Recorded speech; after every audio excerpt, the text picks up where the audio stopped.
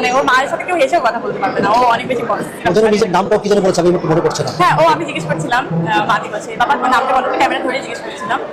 তো বলে খুবই এবার যখন ক্যামেরা ধরি খুব একটা অ্যাটিটিউড হয়, কেমন জানি না এটা।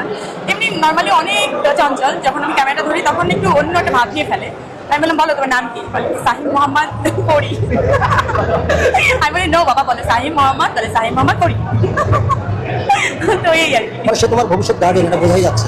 হ্যাঁ।